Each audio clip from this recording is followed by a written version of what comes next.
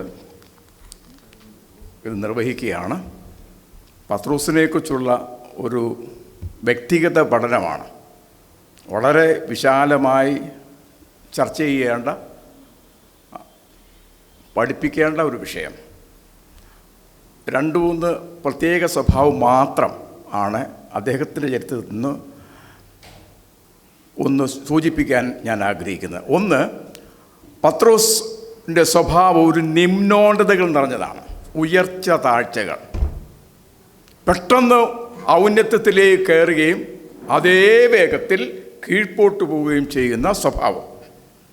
നമുക്കറിയാം, അപ്പോസ്തലന്മാരോട് കർത്താവ് ചോദിച്ചു, നിങ്ങൾ എന്നെ ആര് എന്ന് പറയുന്നു?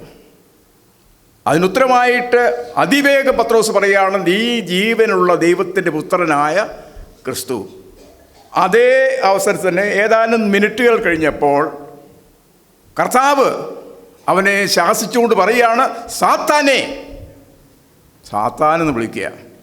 ദൈവത്തിൻ്റെ പുത്രൻ്റെ ഔന്നത്യം തിരിച്ചറിഞ്ഞ കർത്താവായ യേശു ക്രിസ്തു സാക്ഷാൽ ദൈവപുത്രനാണെന്ന് വളരെ ഉച്ചൈസ്തരം പ്രഖ്യാപിച്ച അപ്പോസ്തലൻ പിന്നീട് വളരെ വിശ്വാസപരമായ വളരെ താഴ്ചയിലേക്ക് പോകുന്ന ചിത്രം നാം കാണുന്നു. ഒന്നത്.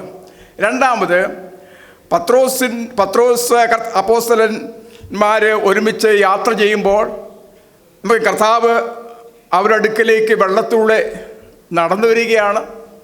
അപ്പോൾ പത്രോസ് പറയുകയാണ്, ഞാൻ അങ്ങോട്ട് നടന്നു വരാൻ അനുവദിക്കണം. പത്രോസ് കർത്താവിൻ്റെ വാക്ക് കേട്ട് മുന്നോട്ട് പോകുന്നു. പെട്ടെന്ന് കീഴ്പോട്ട് പോവുകയാണ്. വിശ്വാസത്തിൽ പെട്ടെന്ന് ക്ഷയിക്കുന്ന പത്രോസ്.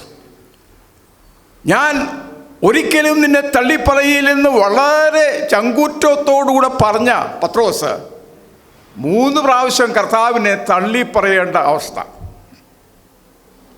മാത്രമല്ല, മറ്റെല്ലാവരേക്കാൾ കൂടുതൽ കർത്താവിനെ സ്നേഹിക്കുകയാണെന്ന് വളരെ ഉറക്കെ പറഞ്ഞു പത്രോസ്.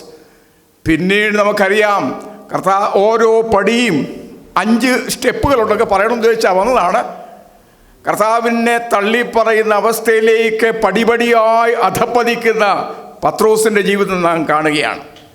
ഇതൊക്കെയാണെങ്കിലും ഈ ഉയർച്ച താഴ്ചകൾ, ഈ നിമ്നോന്നതകൾ നിറഞ്ഞ വളരെ കോംപ്ലക്സ് പേഴ്സണാലിറ്റി, സങ്കീർണമായ സ്വഭാവത്തിൻ്റെ ഉടമയായ പത്രോസിനെയാണ് കർത്താവ് ഏറ്റവും പ്രഥമ ശിഷ്യനായി കണക്കാക്കുകയും ദൈവസഭയുടെ സംസ്ഥാപനത്തിന് ഉപയോഗിക്കുകയും ചെയ്തത്. ആ മഹത്തായ വ്യക്തിത്വം നമുക്ക് ഏറ്റവും മാതൃകാപരമായ ഒരു വ്യക്തിത്വമാണ്. അദ്ദേഹത്തിൻ്റെ ജീവിതം അനുകരിക്കുവാൻ, അതിനനുസൃതമായി നമ്മുടെ ജീവിതത്തെ കരിപ്പിടിപ്പിക്കുവാൻ നമുക്കെല്ലാവർക്കും ദൈവം സഹായിക്കട്ടെ എന്ന് ഉത്ബോധിപ്പിച്ചുകൊണ്ട് എൻ്റെ ക്യാരക്ടർ സ്റ്റഡി ഇവിടെ പരിസമാപ്തി.